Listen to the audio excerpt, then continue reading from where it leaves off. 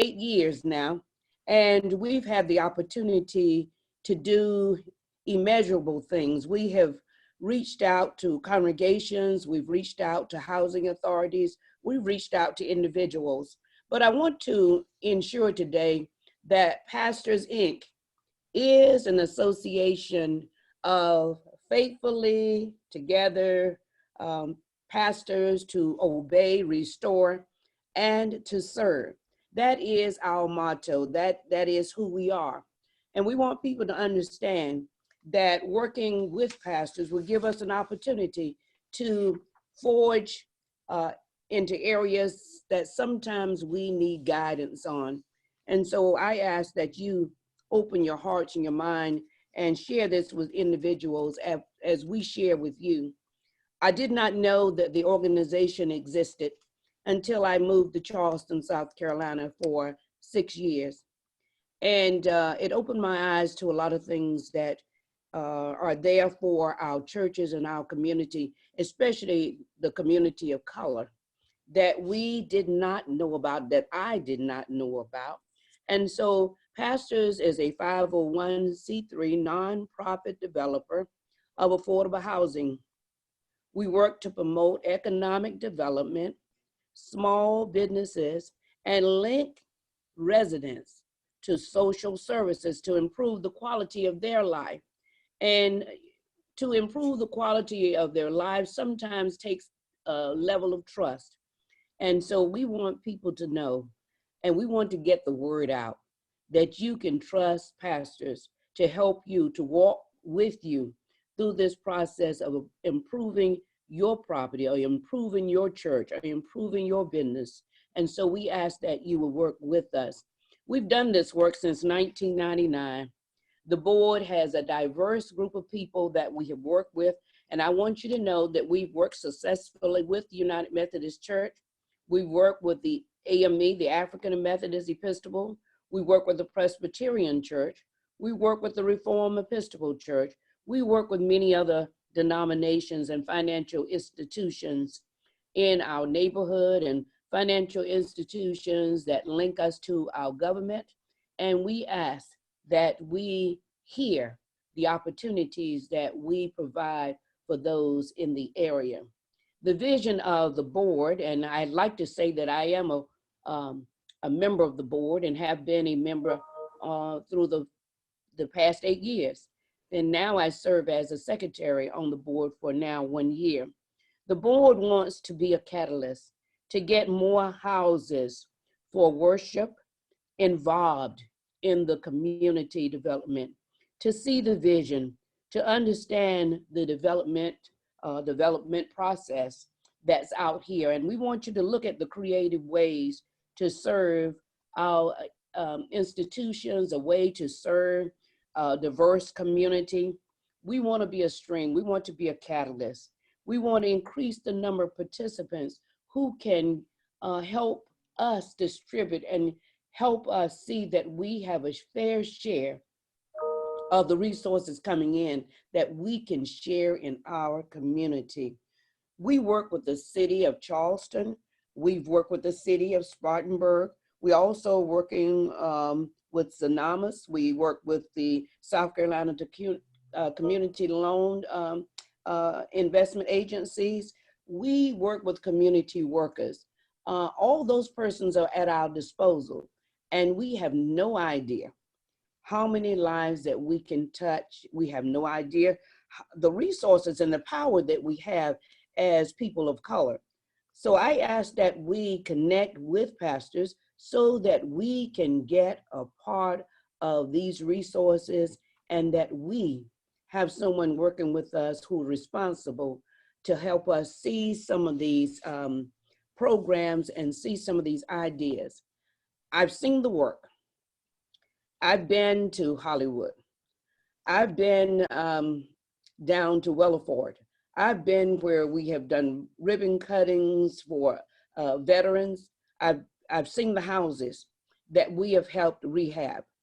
I ask you, even in your churches, to just give us an opportunity to share with you those resources, and then help us as we walk with you for progress in our community.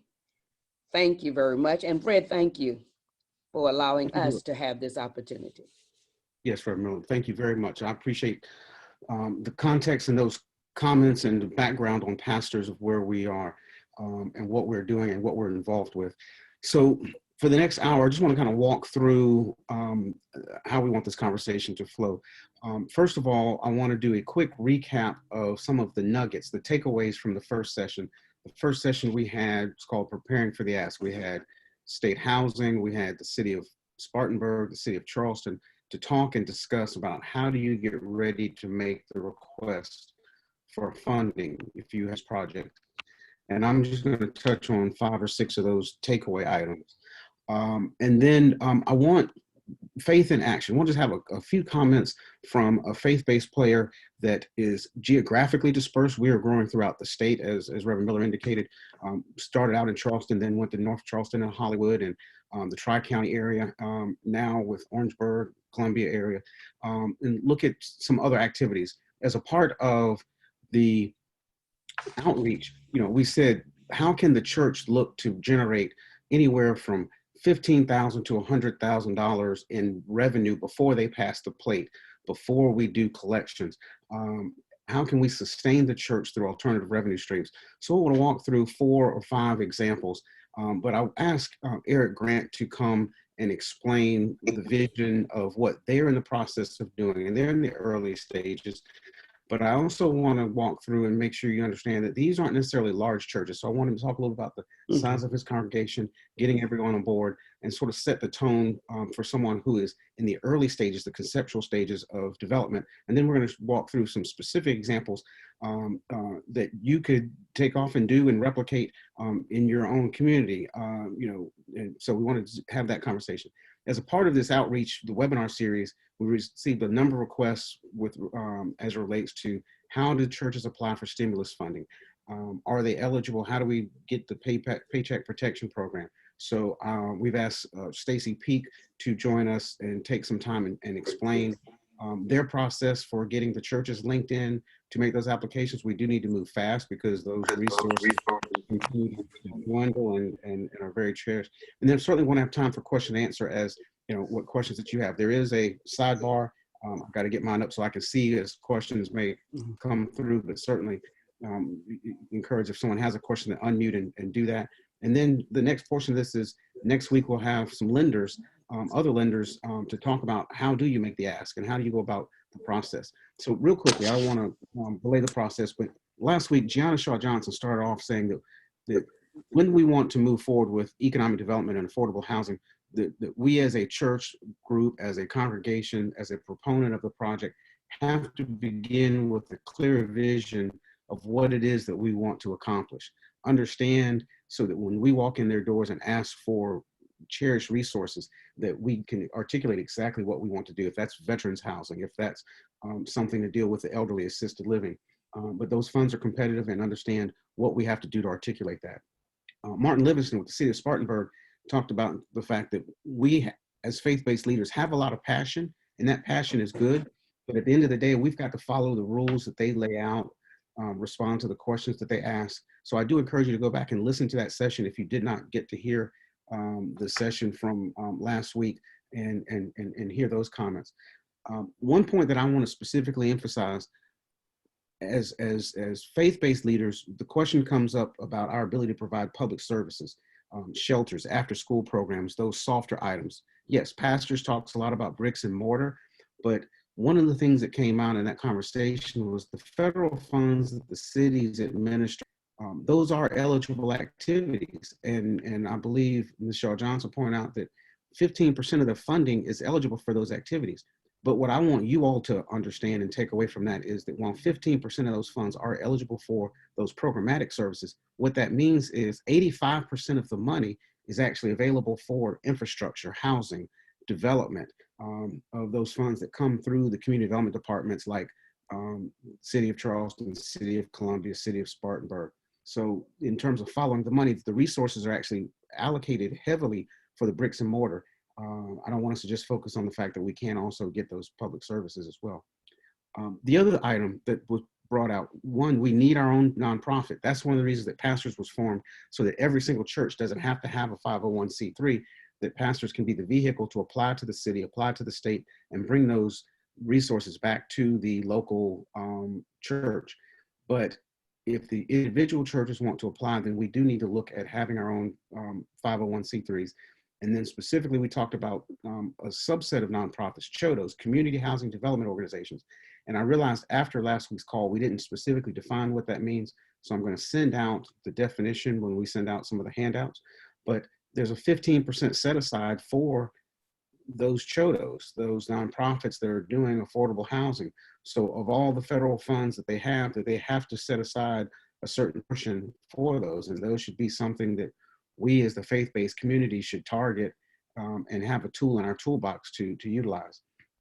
And Ms. Cogan with State Housing talked about some of the risks in terms of spending the money and some of the pre-development process. And I don't want to go too far into that. Again, that conversation is available and we will make that to you. But the rest of this conversation, we really wanted to be part inspirational, part educational, and part motivational. That yes, we can, the church can generate substantial revenues as a part of its activities and to support program activities. Anyone who's been around me knows, I will say in a minute, no money, no mission. We have to have those resources in order to carry out our mission. 15, 20 years ago, had an opportunity to work with a church that decided not to do a market rate condominium project, and then later ended up closing an after school program. That real estate could be a mechanism to fund those after school programs, to fund those critical items. So with that, let's just really get into what you really want to understand today in terms of how is it that the church can generate those revenues. So Eric, if you give a little bit of background about yourself, who you represent, what your goals and objectives are, and what is the church looking to accomplish with what it's doing? Good afternoon, good evening, everybody. My name is Eric Grant. I am the owner, manager of 3G Construction, graduate of USC with a business, a master's in business administration, and a licensed general contractor for the past 10 years, and a third generation contractor.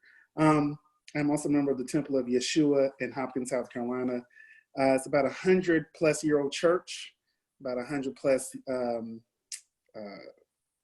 giving units, but I'll say it's probably about 130-member church.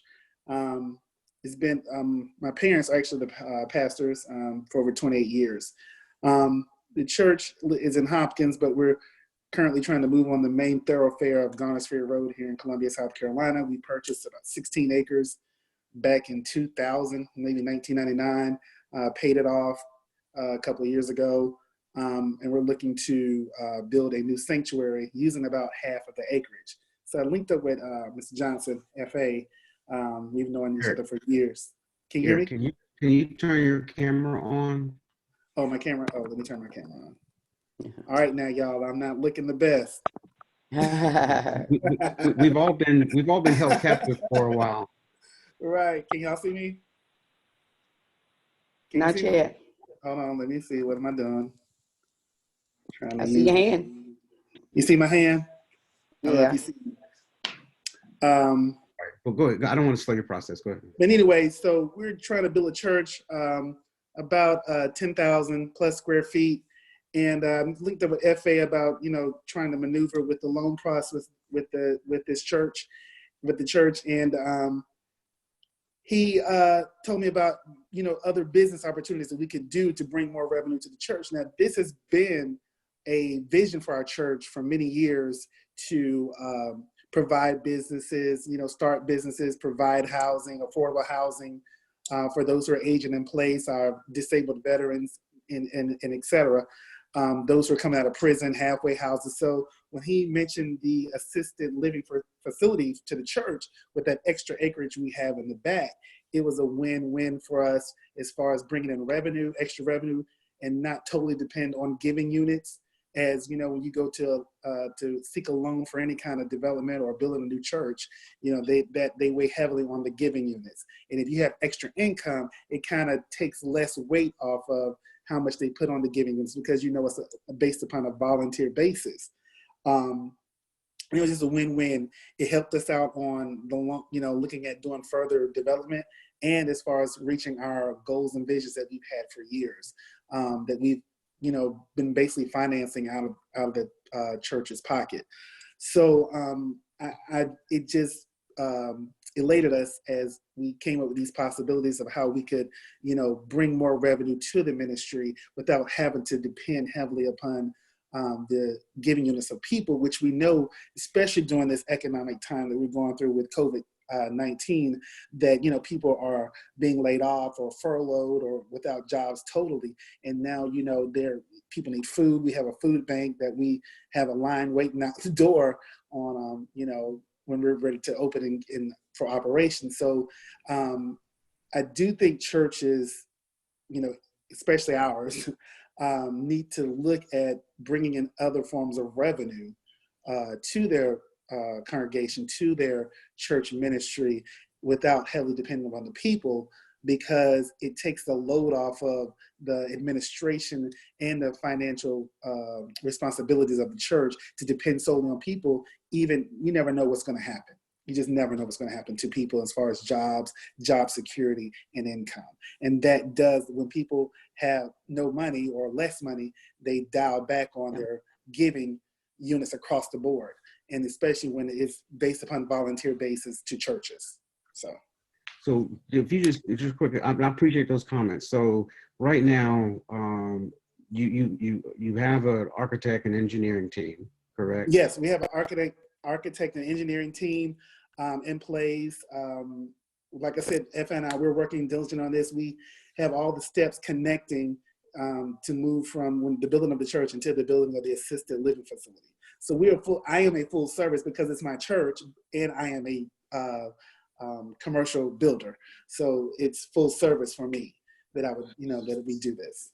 So I think one of the takeaways here is that sometimes the churches do have excess land, and in this case, having 16 acres provided that opportunity to both co-locate those services. And one of the examples I want to talk through in a few minutes with the veterans housing was a similar opportunity to co-locate there with it and provide an opportunity to touch and reach more people that the church otherwise may not be able to do as a part of that process. But I thought it was important to hear, because with being in the early stages and the conceptual stages, it's great to look at something that's completed and done, but having someone that can address what it feels like to work through selling the leadership, getting the approvals and going through that stage in that early process is a piece of getting that together. So, and again, Eric, I appreciate you sharing those comments. And as we kind of walk through some of the other pieces to weigh in this process, but some of the comments that he made, we're going to delve into next week. He talked about giving units, and there is a difference from a financing standpoint between weekly attendance, membership, and giving units. And next week, we want to delve into what those numbers mean to the banks, because the way that the banks underwrite and make their decisions based on differences between what those numbers are. And so we are going to take some time and have that conversation. So let's kind of get into this concept on the revenue generation. I want to begin with an example where we progressed from a very straightforward single family project that sometimes we recognize that if we're leading and representing a diverse membership group with diverse backgrounds, not everyone's going to, Eric is fortunate with his background to be there and be a voice of what's possible. But when people who may not have the understanding of financing, so I want to provide an Episcopal church made the decision 10 years ago to start assembling property as property came available around the church.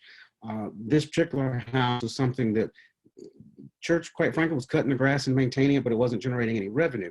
But in trying to convince the church to look at the transition to start getting into the development process, we had to start small with one example and show that it worked. So we got a veteran that ended up leasing that house for 5 years. We did the rehab, and again, targeting an affordable project and something small that's tangible that we could create buy-in with the church.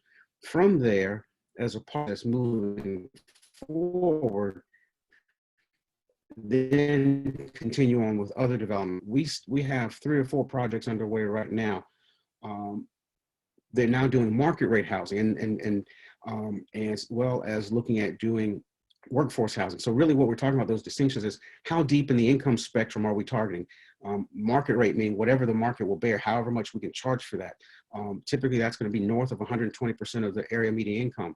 But when we look at something between the average 100% of median income and 120%, we're using words like workforce housing. You know, what the question presented on the previous slide, can a teacher, can a firefighter afford to live in those communities? And depending on our communities that have more price pressures, then we have to start looking at serving those at 80% of the median income.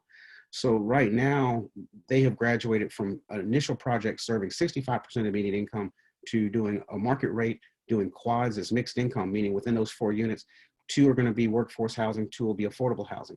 And it becomes important because it impacts how much revenue that the church is, how much the church is able to generate coming out of it. One of the most important things in this process is sometimes we end up with the fight and the struggle of gentrification.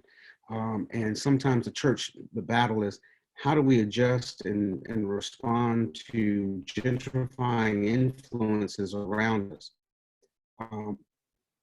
In this particular case, the church was able to secure a lease for the Montessori school that does provide $100,000 a year, $8,500 a month in revenue back to the church. And so that then provides the opportunity for them to have a steady stream of income. And that's revenue that comes in before they even start collections on Sundays. So I wanted to highlight this as a progression to show moving from single family rehab to new construction to getting into commercial leases. And then the pictures that you see represent another commercial building that they now want to move on as the next phase of commercial development, being in a high growth. So the takeaway is the importance that we may need to start small and then move to duplexes or quads and commercial buildings. Not everyone, like Eric's church, is going to necessarily jump into a $3 million project right from the beginning. So it really just depends on what the appetite is and what you all have as an appetite for your particular church. But again, the ability to grow in revenue explosively. Now, looking at another church, another example, this is an AME church, and I specifically took the church name off of this because I want to go into some specifics. But being able, they are now in year 5 of a 10-year lease with Alcoholics Anonymous, using some of what was sanctuary space as a mechanism and a vehicle to generate additional revenue. And we will see here that, you know, we're talking about somewhere around $80,000 or about $15,000 or $16,000 a year in revenue to the church. The key point that I want to point out for those who are not familiar with development, not familiar with leasing, is that unlike a residential lease, which is a gross lease where, you know, if you rent a house for $1,000 a month, you still are responsible. If you have to prepare the heating and air, you have to pay your taxes, you have to pay insurance. On the commercial side, we start looking at net leases. We're looking at the tenants passing through the actual expenses of running that property, the insurance, the taxes, so that those payments truly become our net income. You know, think about it, someone who has an annual salary of $50,000 a year, that's not their net take home after you get through with taxes. So at the end of the day, that $16,000 is direct bottom line income that comes into the church and provides that direct stream of revenue for them. So I think that's important when we start understanding what is our true return back to the church in that process. But my point that I also should highlight here is this is also a relatively small church, a church that has members, persons. And I think same thing when I showed you with New Israel, that it is obtainable. You don't have to have a large church in order to achieve these outcomes. I do think it is important to understand that we have to make sure that our church leadership understands it does take patience. Oftentimes, some of our smaller churches say, I don't have the resources. How do I assemble the resources? Well, as part of this financial leveraging, we have to look at who can we approach and apply for as a part of getting those resources into the project. And that requires knowing what time of year to apply, at the, I call it grant season, that end of the year, first quarter of the next year, of coming to an understanding of what it means to, when the time is to make those application submittals. In this particular case, looking at some veterans housing, it takes the phrase that Ms. Shaw Johnson used last week, a lasagna effect, a layering of resources that you'll see there, that going to the city for seed money, getting private foundations like Home Depot and Wells Fargo to contribute, getting the national church to contribute. All of those elements is a part of the financing stack of putting those items together. And then partnering with some of our other agencies, in this particular case with the VA, the Veterans Administration, provide those HUD vouchers as a part of the rent structure to those tenants.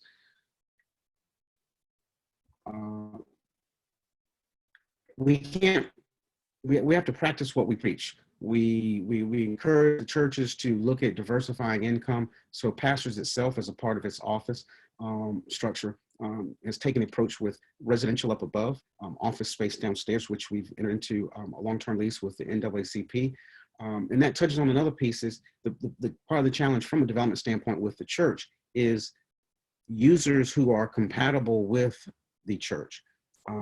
Certainly, I make the joke sometimes, we cannot look at a Red Dot store as a compatible tenant for the church. So identifying those agencies that have comparable mission that support our goals and objectives in that process. And that becomes part of that challenge, as a part of identifying what would be complementary to the church mission as a part of those outreach. And I encourage you, please, unmute and ask questions as we walk through this. I'm going to try and shift gears here momentarily, but I do want to make sure that we respond to questions in real time. We started with Eric articulating the temple's vision at the conceptual and the financing stage. They're at the stage where they've made submittals for loan applications. They have their design team. They're doing their survey work. They're doing all of that pre-construction or pre-development work as a part of it. And I wanted to also show another example of the same, that's at a similar point. Greater Trinity AME, they do have a separate 501c3, the Tame Foundation. Pictured in the left is a picture of a single family house they purchased, which is adjacent to the church and has vacant property, much like the example we showed with Wallingford. We are in that stage now where we've made the submittals to the city to look at, as you see on the top right, possibly doing a partial demolition and coming back with 4 units in there, and taking that density from 1 house to 4 apartments. So the challenge becomes, again, who are we targeting? Say market rate yield more revenue and income for the church versus mixed income, which might provide an opportunity to serve more of our constituents. But at the same point in time, it also may provide us access with the city resources that are available, or county resources, or other federal funds that are available as a part of that. And deciding on who we serve is going to also impact what funding sources we're looking at using as a part of putting these projects together. So solving challenges of density, how deep, how impactful can we make the project, both in terms of size and scale, and making sure that the church itself understands the approval timeline that's required to make these projects happen. I can't tell you the number of times that people will say, I've been talking about this project for 12 months, understanding the length of time it takes to go through a Board of Zoning Appeals process, go through a rezoning process. And then, as we highlighted with the Veterans Project, the leveraging, we need to make use of other people's money in the process. One question I see, we will certainly send out the presentation. Matter of fact, actually, you should have also just received some handouts that relate to the Paycheck Protection Program. Is there funding for churches to purchase land purchases around the church? The short answer is yes. The source of those funds really is going to depend on what your end use is. A lot of the examples that we're using and discussing today, we've gone to local municipalities. We've gone to, whether that's the city or the county, in some cases the state, to assist with the acquisition. Last week, we heard from State Housing talking about the fact that even some of the pre-development, that preliminary architectural engineering assessment in terms of design can also be applied for if you have the right status. Now, they specifically said that for those that are community housing development organizations, those CHODOs, that those funds, those entities can not only apply for acquisition dollars, but also for the pre-construction work as a part of that.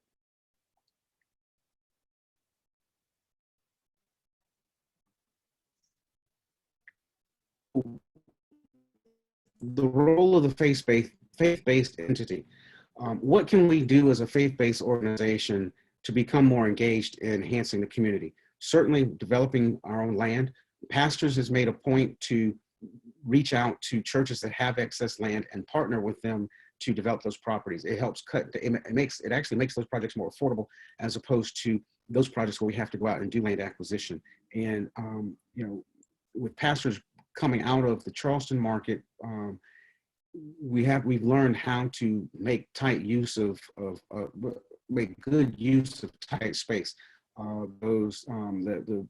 The vacant property that I showed you as related to the Trinity AME, it doesn't take a lot of real estate in order to achieve some impactful results.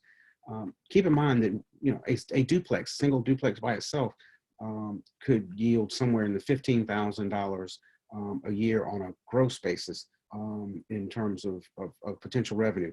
You've seen the office leases that can generate between 80 and 100,000, and certainly the assisted living also in that $100,000 realm. But of course, that means that we're borrowing more to make that happen as a part of that. Acquiring land or houses and partner with a CHODO to develop the housing, or any other nonprofit. You'd be surprised, but there are a lot of nonprofits that are very eager and willing to partner with you, share their experience, and help grow capacity so that there are more of us out here that are actually carrying out those projects. The third, will the local government transfer those some properties to you?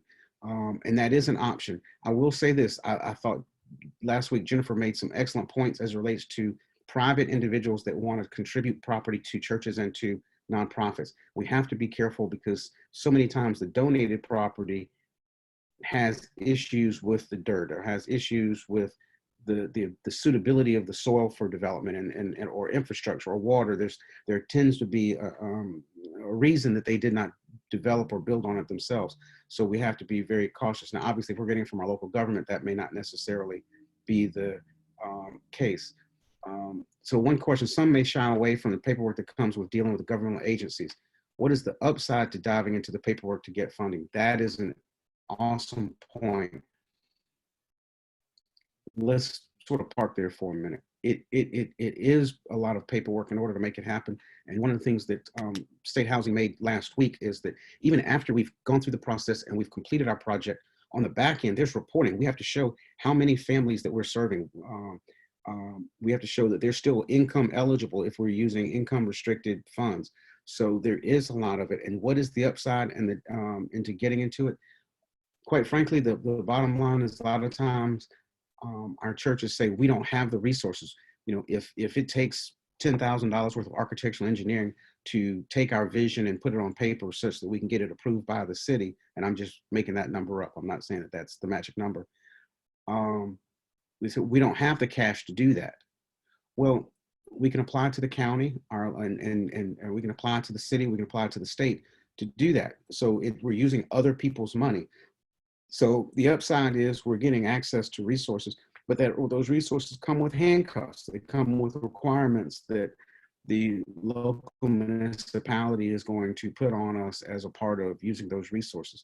So there is downside, and meaning that we have to follow someone else's rules, but we're also using someone else's resources. So I think that that's one of the great examples of why that sample that I showed you with New Israel makes sense, in that they said, let's get comfortable using other people's money. They went to the city and used the city's money to kind of get used to what it feels like to carry out a project, rehab it, get a tenant in there, start collecting those rents. Before, until now, today, we have under construction a completely privately funded rental project that they're doing with no municipal governmental assistance, and it's a market rate project. So not everyone is willing to jump in, and if we're quite honest with ourselves, that then becomes another challenge in terms of the internal church politics of the church borrowing $500,000, $1 million, $3 million. Believe me, those become some very energized, engaging, and difficult conversations in the approval process internally with the church to make those decisions. So that's why we suggest that one mechanism is utilizing federal funds that may flow through our local entities. And because we had such a diversity of people listening in, we had Spartanburg and the City of Charleston and State Housing last week. But one of the things that you can go to your local city's website and look for the Housing Community Development Department and identify who locally makes those same decisions. And then at the end of the day, supporting local and state legislation. I mean, the rules and the guidelines continue to change, and we have to get involved with those organizations to help change and make it more friendly in the process for us to carry out the process. And one question in terms of what is the acronym CHODO, CHDO, Community Housing Development Organization. It's Community Housing Development Organization. And I said I will email out a definition with the handout materials, but in short, it is a 501c3 nonprofit, number one, that has been recognized by the IRS as a nonprofit. But the board structure is set up such that at least 1/3 of the board is made up of community, low-income, non-governmental representation. So it provides that at least 1/3 of the board is providing direct responsibility, accountability, and feedback to and from the communities that we're serving. And that becomes important again as it relates to some of the set-aside funding that is available as a part of our home resources that flood to our local municipalities that are participating jurisdictions. So again, excellent question. We'll make sure we address that as well. But as Reverend Miller outlined at the beginning, we want more churches to get involved in the full gamut of affordable housing, multifamily development. We have not even touched on the low-income housing tax credit program in this conversation today. We've touched on assisted living, we've touched on office, we've touched on, I've not really delved into retail, but as well, but we want more churches to get engaged, both in terms of reaching out to additional constituents that we might not otherwise touch, but also providing other revenue streams and being creative so that we're not relying on the plate in and of itself to sustain the program. So then we have those money and resources to sustain those programs. So with that, let me ask the question before we start talking about the Paycheck Protection Program portion of the application. Any other questions, thoughts, or issues from a development standpoint? And again, this is not the end of this conversation by any means. The goal today is to show that there are a number of different ways that the churches have tools and resources and access to funding to create their own revenue stream, and to show that it's actionable, to show that it doesn't charge church to be able to do it. It does take working with our community leadership and working out, reaching out to our state and local funding sources. But as you see, whether it's single family, duplex, quads, or larger, it is something that is actionable and doable. I wanted you to see how some of your counterparts throughout the state are actually carrying those out. So I want to give opportunity for anyone who wants to unmute, and then Stacy, if you would, prepare to introduce yourself and talk a little bit about yourself, your agency. And then next week, once we finish this paycheck protection conversation, we will have some lenders to talk about how is it that our financial institutions underwrite churches. What are the financial metrics and tools that they use in terms of evaluating those church projects? What types of projects, how they like to execute project. We'll talk a little bit about how they might meet some of their CRA goals and objectives, and what it takes to position entities and organizations like yourselves in position to make those projects happen. So this is not the end of potential questions and answers. I'm certainly here either through the group chat, certainly put in questions there, or unmute yourself. Is there a question coming from? Okay, all right. Stacy Peak with Cairo Federal Credit Union. Stacy, can you hear me? Yes, I can hear you. Okay, all right. Stacy and I have known each other for a number of years, and he certainly has looked at some of these faith-based transactions, but I explained to him that we were having a number of churches asking, one threshold is, can the churches even apply for some of the current programs, and then how do they go about doing so? So I wanted to provide him an opportunity to articulate and respond to questions and issues as relates to the churches applying for paycheck protection as a part of this sustainability conversation.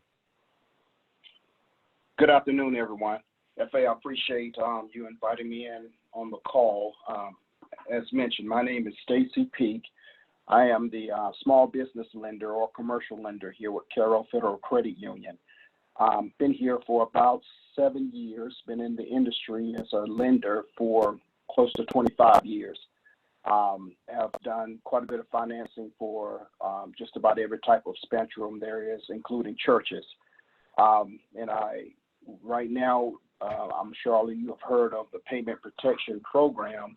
And I don't know how many of you have had some woes in trying to apply and trying to navigate around all the minefields that have been set out there. But typically what has happened here so far, if you have a bank or a lender, SBA has asked that you go through that lender in order to apply for the PPP loan.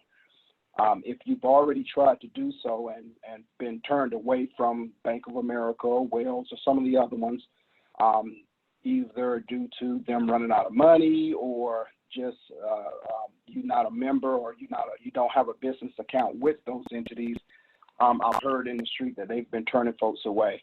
I've been trying to help just about everyone. Cairo Federal Credit Union, we've been here since 1967. Prior to last year, you may have known us as Carolina Collegiate Federal Credit Union.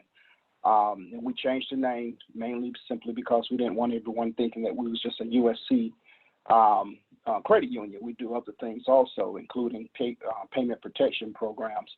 This process really isn't that difficult, and I try to make it as easy as I possibly can. There are some things that you're going to need to have in order to request these loans. Simple, first you need to put in an application. We've streamlined this. If you just simply went to our website, there's a link, smartcarroll.org. There's a link at the top of the page. Click it, fill out your application. It'll come to me. Then I will start requesting documents from you. Some things that you need to have. If you have a payroll, and which is what these funds are for, is to reimburse you for employees that you have on board, whether that is, the pastor or secretary, what have you. But you need to be able to show via W-2s. I'm not quite sure whether Schedule C would play a role in what you guys have to present as far as documentation, but definitely if you have employees, get a copy of the W-2s, the articles for the church. Not much else is needed other than that. That information comes to me, submitted to SBA. I have gotten responses back from the SBA within, 2 days, and some have taken a couple of weeks. The ones that have taken the longest, some of the things that I want you guys to make sure you don't do. Don't apply at multiple lending institutions for this loan. All of that's what's happening is those files are coming into the SBA. They're getting confused on which lender is actually working on the file, and they will put it to the side and not touch it until they've gotten a chance to get through other files. So there are humans still behind this big black door. So don't apply at multiple institutions. If you have a lender that you have a good relationship with, go to them, apply, send them the documents that you need to support the income or the amount that you're requesting, and then let them do their thing. Don't go to multiples. Now, I get the question all the time, how much can you apply for? The maximum amount is $100,000 per employee. If you take that $100,000 divided by 12, that gives you a little bit over $8,300 a month. Then multiply that number times 2.5. And this information is on the application also. So it's very simple. That formula gives you what you are looking to get back from in the form of a PPP loan from the SBA. 75% of those funds have to be used towards payroll. The remaining 25% can be used towards rent or mortgage, leases, utilities, interest that you owe on business loans or church loans. You can do that, and those funds are forgivable if you show that you have used 75% of those funds for the payroll piece, and then the remaining 25%, like I said, can be used for the other areas as far as rent and utilities and mortgage interest, mortgage payments, things of that nature. That is really it. That's the program. There are a number of the things that can go into it, and I'm more than happy to speak with anyone individually about any additional questions that you have, so I don't take up too much time on the call. But FA, I think you may have already sent out my contact info to everyone. But if there's anyone that has any specific questions in regards to this, I'm more than happy to try to answer those questions for you and try to make this a little bit easier for you to get through the minefield, so to speak. Thank you, Stacy. And we certainly want to provide the opportunity if someone wants to unmute and ask a question and or put a question in the chat. But when we started this series and started reaching out, and we started talking about having a conversation of church sustainability, just due to the current urgent nature of the current crisis, that was something that just kept coming up. And we debated about doing a separate session just on PPP, but I said there's time we can have this conversation as a part of today's conversation. So I appreciate you joining us. And I'm gonna give another second for anyone else that may have a question. I did include, so yes, somewhere around 1:20 or so, you should have received an email that has an Excel spreadsheet that's shown here that shows loan calculation. It has those documents listed and Stacy's information. You also will have the contact information for Paul Schmidt with Community Works and a link to a YouTube instructional on how to fill out the process. A representative of Community Works will be on the next webinar to have a conversation about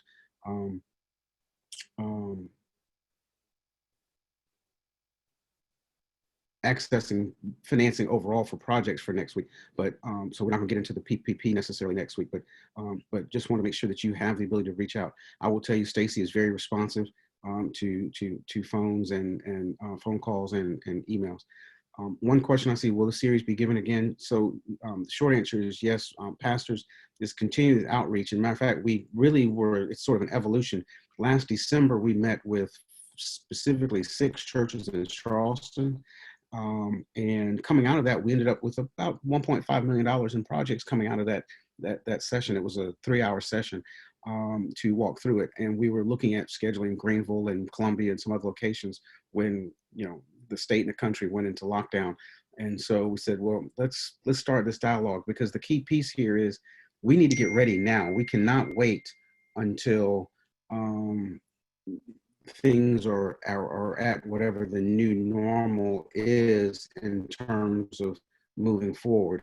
We need to use this time. It takes time to progress through the applications with our municipalities for zoning, for approvals, for financing.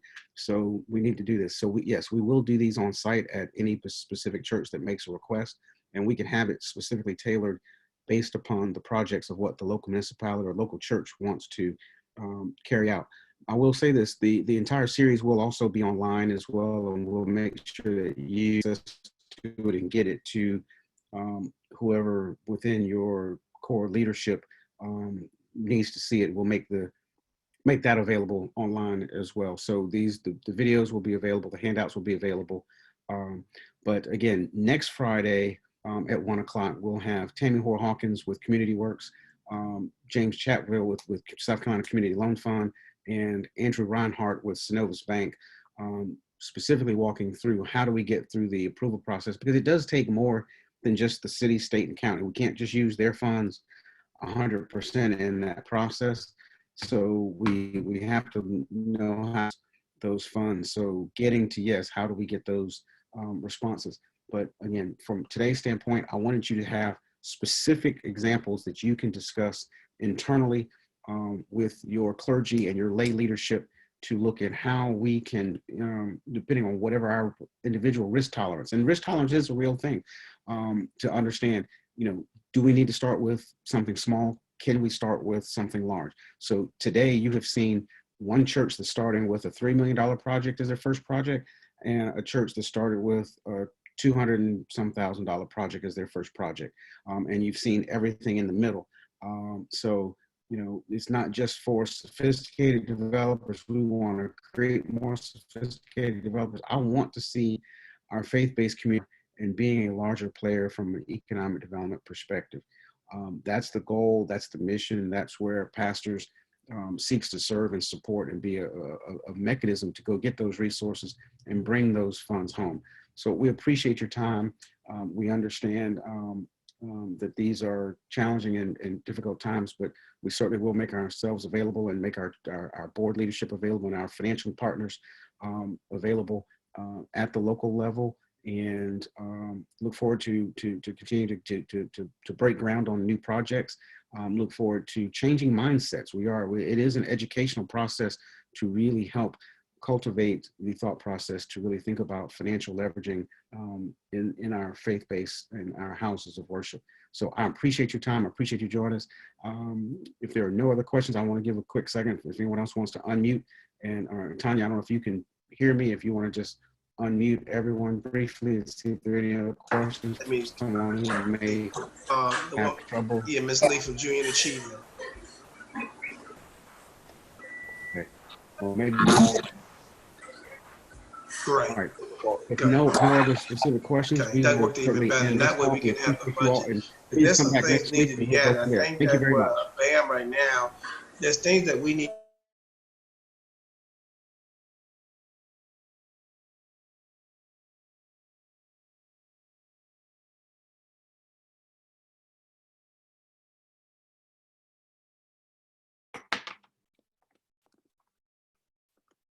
Hello? Yes, sir. Oh, we don't know what's left on? I'm sorry. Yes, no, no, it's still, I was in the process of ending the meeting, and but no, we still have a number of folks on the line.